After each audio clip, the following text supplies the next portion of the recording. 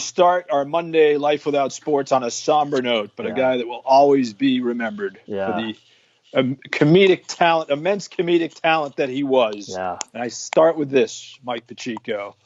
How the hell did you trade Jay Buhner? Serenity now! Yeah, just the great Jerry Stiller, rest in peace, man. 92 years old, John. Served in World War II. Was a great part of a great comedic team with his wife Ann Mira. They did that for quite a while. Then they transitioned into the solo careers to kind of save their marriages. And really, not only, I was more so a Seinfeld fan, but the role that he had, obviously he played George Costanza's dad, Frank Costanza, in Seinfeld, and then he played Arthur in The King of Queens. Yeah. And that was, two great roles for him. He wasn't, in The King of Queens, you could say he was part of the starting ensemble. In Seinfeld, he was kind of, I guess, the next level after the Fab But he was Four a there. huge part of it. Oh, no, but they all were. All the supporting characters in that show, almost, maybe not as individuals, but as a group, they were kind of like the fifth star of that show. You know what I mean? Like, when you look at... all the recurring characters. The Soup Nazi is a good one. Oh, the Soup Nazi is a good one. Peterman, Jay Peterman. Jay Peterman. Yes. Boston native Jay Peterman. Yes. Good. Yeah, he was any number. You can go back to Mulva. Any number. Right. Any number of guest stars. Terry Hatcher, of course, was a great one too. Yeah, and they're real. Yeah, and spectacular. Yes. Some obviously had more legs than others, if you will. But but Frank was, and not only as a co-star, if you will, but he held his own with that crew. You know what I mean? Like, it wasn't like, they all did. I think he stole scenes every time. That's the one takeaway that I have from him on Seinfeld is he used to steal a scene. Yeah, absolutely. Which is hard to do. Yeah. With that cast. Yeah. I think that's they a were perfect all way so to play talented. It. Yeah. And his wife too, Estelle Getty. Yeah, or Estelle, whatever her name was. Yeah. I think Estelle Getty was on the Golden Girls. The Golden Girls, yeah. Estelle Harris, I think her name was. The Golden Girls is another one. Yeah, that's another one. Those of you who used to watch that with your grandmothers around the dinner table. That's right. Thank you for being a friend. Are you gonna one of the sing great for us, theme maybe? songs. That's one of those songs that you have to stop and sing. I'm sorry. If you grew up in the 80s. Yeah. That and Different Strokes. Different Strokes, yeah. But I think Jerry Stiller was emerging late in life. He even admitted it. Yeah. I think when he was 70, he got the Seinfeld role, and it's something he really didn't want to take, I don't think. But I admire actors and broadcasters, for that matter, who reinvent themselves. And I think he was the classic reinventor, even though he was trained in comedy with his wife, Ann Mira. I still think he came to Seinfeld and said, all right, I get this. I can do this.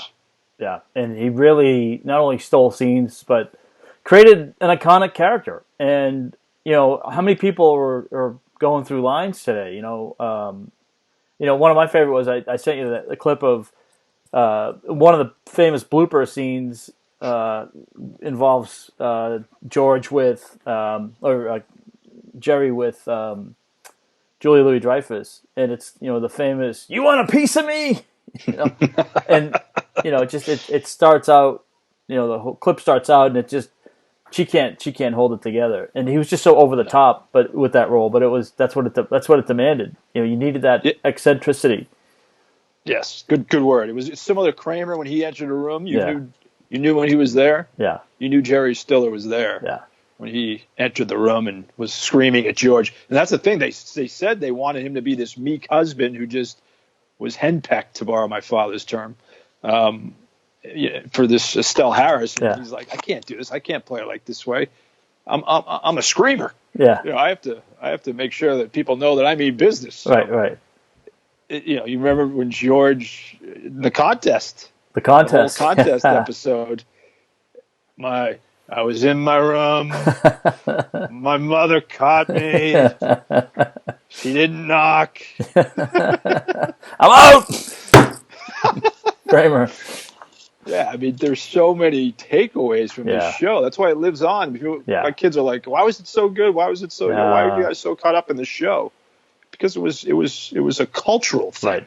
But the other thing I would say about him and his career and working with his wife, he was a comedic influence of Jerry Seinfeld. Seinfeld on Twitter posted a picture of him with an album cover of one of their comedy albums, and the comedy album is kind of almost gone to extinction, right? I mean, nobody listens to comedy albums anymore. But when we were, and I know when I was a kid, probably for you as well.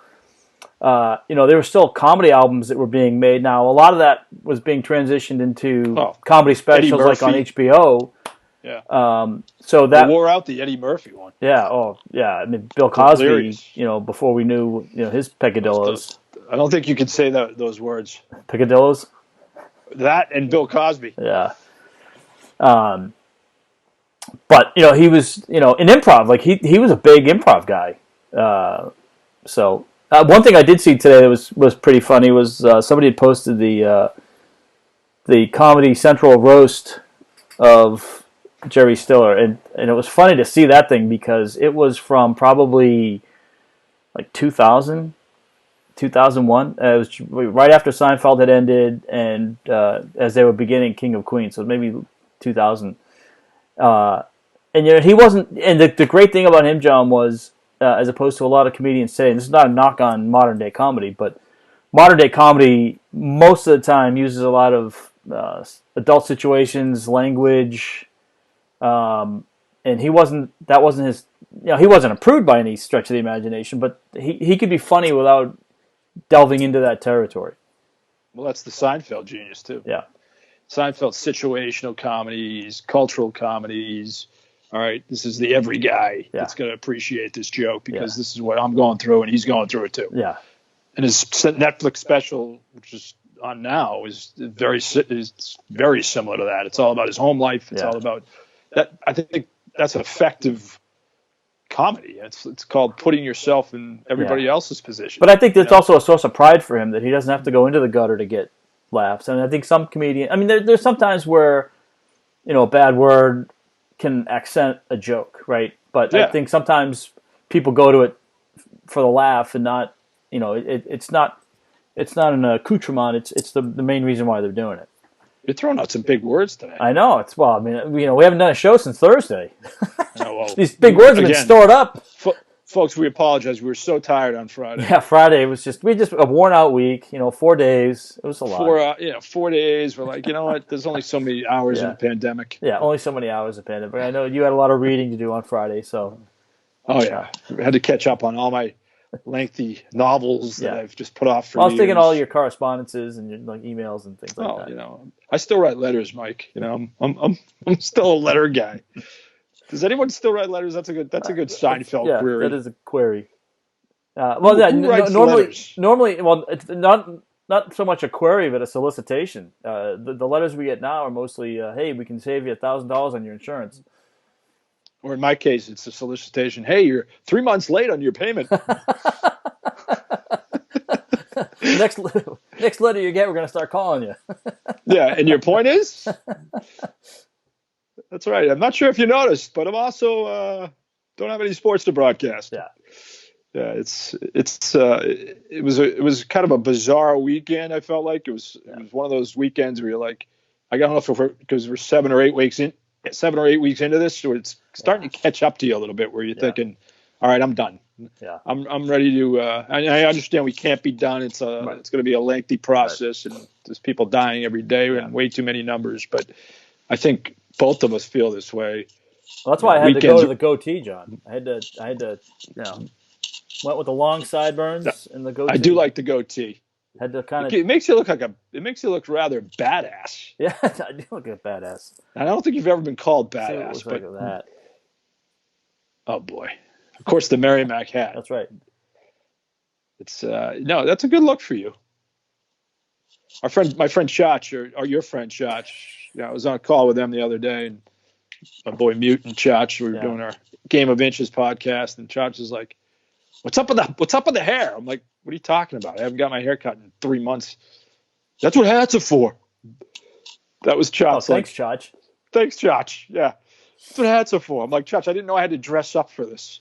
So we I had to fix my hair for you. So speaking of hair, my son has not had a haircut probably since I don't know, middle of February, and so my wife ordered the clippers online. They came in the mail. We kind of put it off for a couple days. So on Friday, I think it was Saturday actually. The days that end in Y are tough to keep track of. Saturday, we decided it was time to cut the hair, and so in typical us fashion, I started. My wife was like, "No, hold on, let me do it." And then she wanted to do a little bit of it, and then I had to do a little bit of it. Oh! Finally, we made it. So he's got the. Did he come out? Is it in a straight line? Oh no, it's a boot camp special. He doesn't look like the fifth Beatle, does he? No, he looks like the fifth squad leader in a platoon. Who is he? Is it like Officer and a Gentleman with John Pacheco? Yeah, a little bit like that. Yeah, or it's like Stripes came out like Dewey Oxenberg. That was one of the first R-rated movies I saw. First R-rated movie I saw was The Jerk. That's a good one. Did I ever tell you this story? That's a really good one. So I was in fourth grade. It was a birthday party, and so we got invited to this birthday party. And my mother said, I told my mother what was going on. She's like, "Hey, you can go. What movie is it?" Like, "I don't know, Mom. Whatever." So my friend picked us up. His dad had this huge, like, Lincoln Continental. I mean, it fit like 60 people in this thing. He knew people. There's probably 4 of us. Yeah, he must have been. Well, there was always this confusion. Like, he may or may not have been part of the Bay of Pigs invasion, but anyways, so there's really not much. You need a line there. Yeah. There's an interpretation on that. So it was murky. Murky. Okay. The memory's murky, not the fact. I seem to remember that. I think that was the thing. But anyway, we went to this Italian restaurant, it was in Littleton, and then we went to go see The Jerk. And when I came home and told my mother that we had seen the Jerk, and she knew what it was, rated R, she wasn't very happy. Let's put it that way. But it was great. I mean, the funny thing is, I remember watching it later, and it's like, we thought it was hilarious, and we didn't even understand half the jokes. Yeah, of course. Yeah. It was his mannerisms. Yeah. I was on the floor. Not as Stripes, I was laughing very hard, but yeah. I was on the floor at the Gene Wilder, Richard Pryor. You remember that one? Yeah. Was it Bustin' Loose? Stir Crazy. Oh, Stir Crazy. That was literally my dad told the story, and probably till the day he died, I was on the floor, Mike. Yeah. We saw it in Florida, and we were on vacation, and I was laughing so hard I was like spasming. Yeah. On the floor. I love those guys together. Oh my God, they were a great comedic combination. You know, talking about legends. Oh yeah. And I saw. I was watching this. Came across this old clip of Mel Brooks, and he had he was pimping out Young Frankenstein, and he was on the Johnny Carson show, and he was talking about Gene Wilder, and he set it up. He set up the clip, and he's like, Gene Wilder, he's such a professional, and he's he takes time to hone his craft. Here's a clip from the movie, and it was just bloopers of Gene Wilder just not being able to get through his lines. You wonder how often that happens on movies like that. I'm sure it happens all the time. Yeah. Blazing Saddles. Oh my God. With Cleon Little. Yeah. Remember we used that as the Winer Line open for years at WFNZ in Charlotte. The scene around the campfire when they're all the beans and the exactly. The that was gastrointestinal issues. Yeah, the intestinal turmoil. Intestinal turmoil. Yeah. Yeah. Speaking of Terry Francona, featured last night in The Last Dance, a bit part.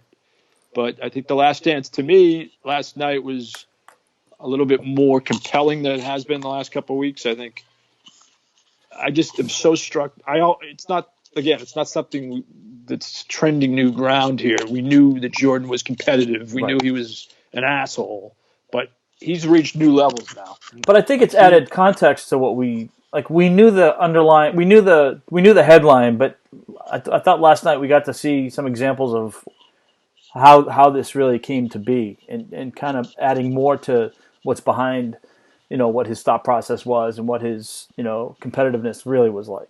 Yes, we knew it, but these showed more. This kind of spotlighted more examples of it. Yes, the whole Steve Kerr thing. It makes you feel badly for Kerr. He calls him, he's the littlest guy on the floor, and I felt terrible about belting him. And Kerr, I think, was probably milked out a little bit too. Yeah. Did I tell you about the day Michael Jordan beat me up? I'm sure he had that in him a little bit, but it's this magnitude of Jordan being this, almost a teammate where you just couldn't deal with. Like, it seems to me like a lot of guys in a quiet moment would say, I hated him. I respected the hell out of him because he was the best player of all time, but I hated playing with him. But I think the example, though, is, a lot of when you look at teams, when you follow teams, and they're missing that killer instinct, and they're missing that one leader to put them over the top. I remember talking to coaches in past years about teams like that, and all the time they come back and they say to you, we need, you need your stars to be the ones that lead the team, because you have to have that credibility on the court for people to follow you. And it took, it probably took Michael winning, the first championship, second championship for that to kind of sink in. And he was an evolution in process. He's, those guys have such a different, there's just a different aura, different perspective. There's a different drive. There's a different thirst. They're wired differently. They're wired. It's a standard. It's a standard of excellence that no one can ever reach except for them. Larry Bird was the same way. Yeah. Wasn't, I don't think, as big a dink to his teammates, but he still expected a lot. Well, I don't know about that. Like, he was. He was bad. It was. I would maybe not the same. I don't know if that you can compare it, but maybe certainly he had his own. He was a world-class trash talker even in practice. Oh yeah, no, he liked to get under guys' skin. I think Jordan was at such a level that guys would probably go home almost crying. It was so bad. And like Scott Burrell even was a kind of a weird target. Scott Burrell was there a year. Yeah. I'm sure Jordan probably saw him off the floor. We knew him in Charlotte to be a bit of a partier. Yeah. Alleged partier. Right. Not that he makes him one in the NBA. I mean, they all like to go out. But I'm sure Jordan was probably thinking, why is this guy going out on Rush Street where he can be in the gym with me? Right. Right? Yeah, but again, it goes back to Michael being wired differently. They talked about when he was filming Looney Tunes, and the part of, I guess, the deal was that they had to have a gym for him, and so he's filming all day, and then they're they had like an elite summer league. That was at amazing. This gym. That was great footage. Yeah, it was fantastic footage. They not the same like hidden tapes as the '92 Olympic team, but still pretty fascinating. Think about the games they had with those guys. I mean, Juwan Howard was in his prime. Yeah. Those guys were running up and down the floor just trying to kill each other. Well, and don't forget now, Michael was filming all day. Now some of that was, he was sitting in the trailer half the time probably, right? So right. But probably lifting knowing him. But yeah, but that's still, but you still think about it. If you're doing something all day for 10 or 12 hours and then all of a sudden you're going to play basketball. Granted he was what was he about that, like 32, 33 at that time? At that time? And I was probably 31. Yeah, about that. So approximately.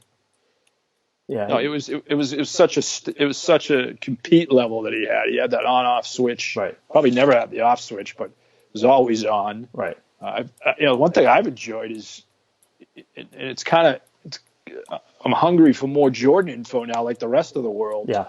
Amazon's book list. It's Sam Smith. It's Mark Vancel. It's guys who had, the access. Great success 25 years ago writing these books. David Halberstam, the late David Halberstam. I want to go buy that Halberstam book. I don't think I ever read it. Yeah, I don't think I did either. The Sam Smith book, I think we got it for free at WFNZ, so I probably did read it. If it's free, it's for me. If it's free, it's for me. A book that Mark Yarbrough didn't bring home. Hello, Mark. But that's the voraciousness for Jordan information, Mike. And today on The Athletic, they tweeted out a commercial that Jordan did. It was great from Nike in '95, making fun of his baseball with Ken Griffey and Bill Buckner played a big role in the commercial, and Willie Mays and Stan Musial. Yeah. They're all making fun of him playing baseball. But that's like, man, I barely remember that commercial. 25 years later, but it's still good. It's still powerful. Yeah. Well, and I think it was important, and I think part of this, was to kind of peel back the onion a little bit. But I think it was probably important to tell part of the story. And remember, you and I kind of lived through this. We were professionals at this time, but a lot of the narrative around the baseball, and the Chicago Tribune did a great story about this in the last 48 hours. Dan Wiederer, who used to work here in Fayetteville, is in Chicago now, and he kind of went back and re-looked at the case with Michael Jordan's father and the murder. And, a lot of the narrative was that gambling forced Michael out of baseball for a year. It was, remember at that time, 93 win the championship. A couple months after that, his father's found dead. Then he retires. Now he's going into to play baseball, does the baseball thing for a year, and then the lockout happens in baseball. So now Michael Jordan's he doesn't want to be a scab, which you can't blame him. Right. Probably going to be a AAA player. They were probably going to move him up to Nashua. That was the plan. So then the lockout happens, and then it's in that time where he's back in Chicago, and he starts practicing with the team and kind of rekindled. And we knew this from an earlier piece, Francona saying in an interview that Michael had called him later and said how much he was surprised at how much the baseball people really loved baseball, and that really kind of helped get his that helped in his thought process of getting back to basketball, and that's kind of when it kicked back in. So I think that tells a different story. I think a lot of people, if you're into like the conspiracy theories, are not reading, into all these different stories. It wasn't like there wasn't this great conspiracy theory as to why he went to baseball and came back. At least that's on the surface. You know what? That thing built though, and I was skeptical of it. I think we all got caught up in that, especially those of us who worked in sports radio. Yeah, we're always. You and I both had many years there. We all want conspiracy theories. We all want the drama. We all want, figure out why he really did it. Right. There must have been something else. Right. There must have been something else. Right. He must be guilty. He must be. Right. He's running from the law. He's running from Stern. Right. It could be as simple as it was part of his grieving process. You know what I mean? Like. Yeah.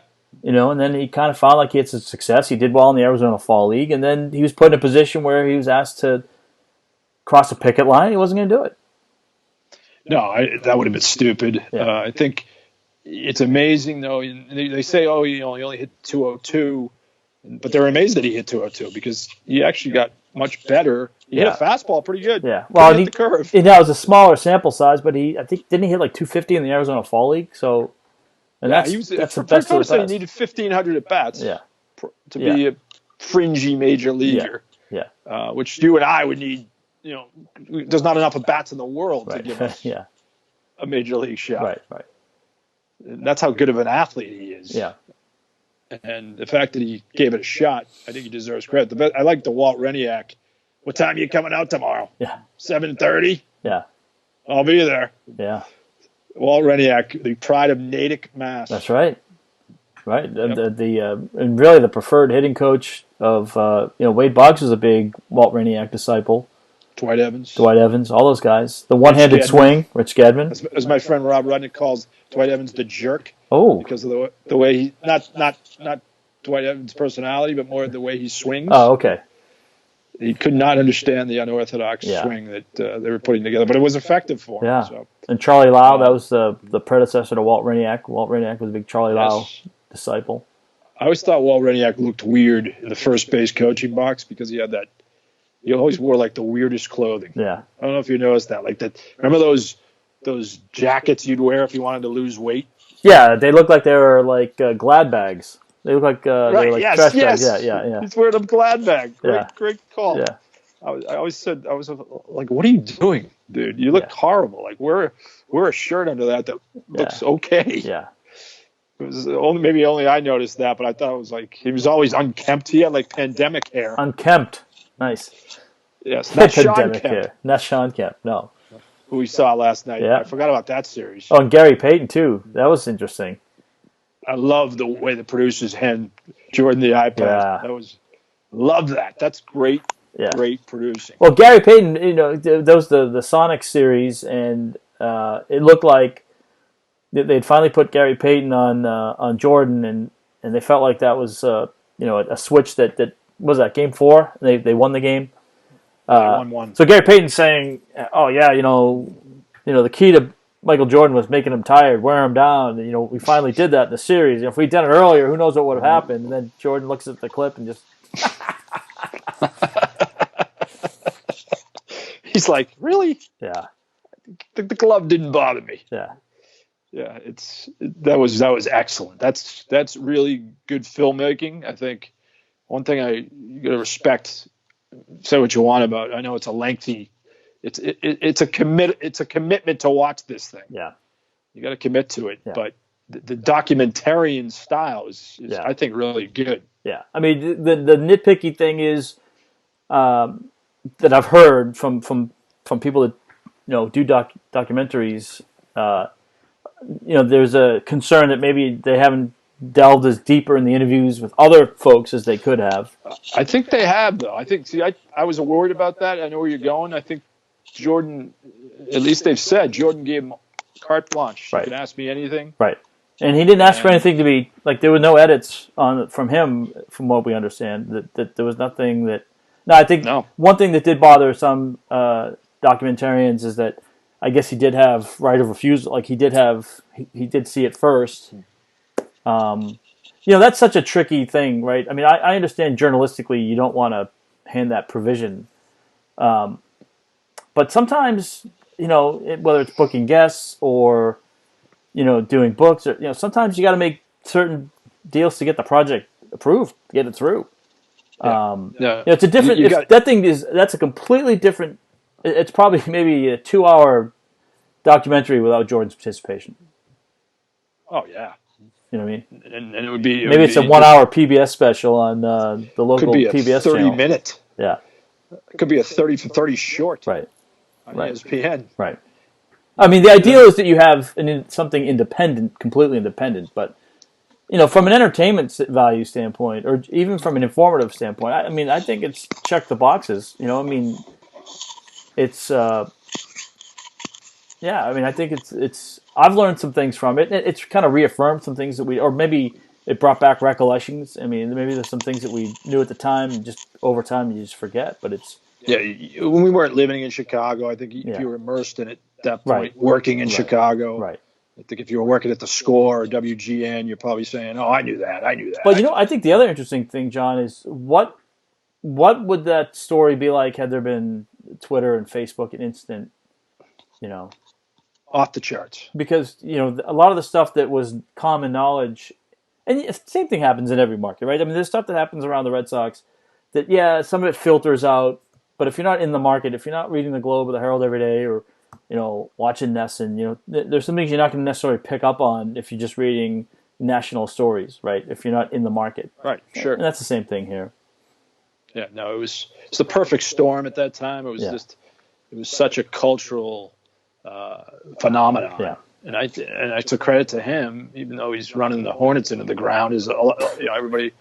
People bring that up a lot.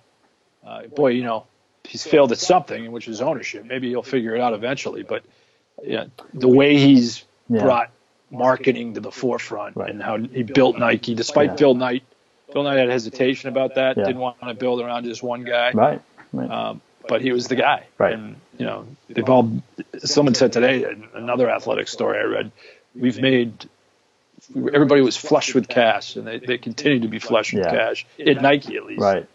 And the Bulls marketing people said, Jordan made us a ton of money. He was making them thousands and thousands of dollars a day. Yeah, millions probably. Yeah, I mean, their season tickets were like 4,000 his rookie year. Yeah. And then it went up to like 12, and then it went to 16. Yeah. And then you couldn't get tickets. And then it was a waiting list. Yeah, you couldn't get tickets. And they built a United Center on it. Yeah, right.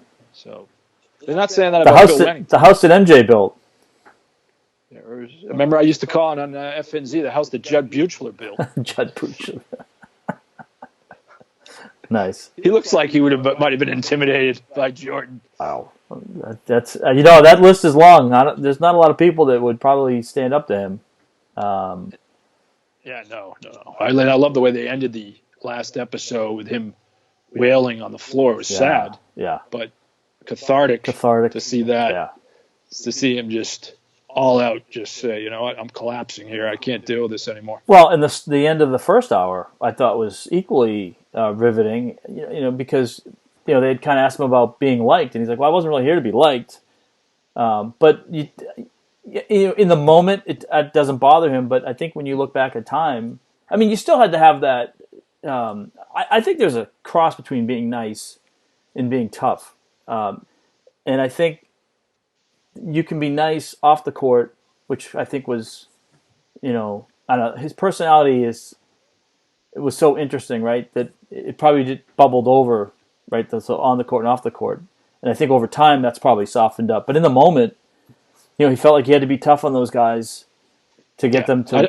I also think you don't know what Jordan you're getting. As the producer said, we didn't know if he was going to have a bad round of golf, and we had to come meet him in Miami, and he was going to have to sit down and talk to us for 3 hours. Yeah. Like golf affects him, right? Especially if he loses money. Yeah.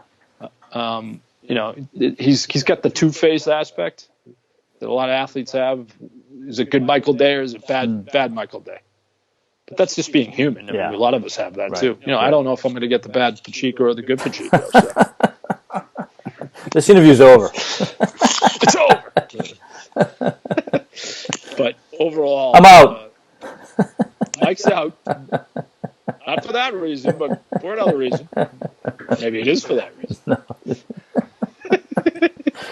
I'd love to storm off. That'd be fun. Not with you, but just like to have that. It'd be great to be to have the ability to just like that, take this job and shove it moment.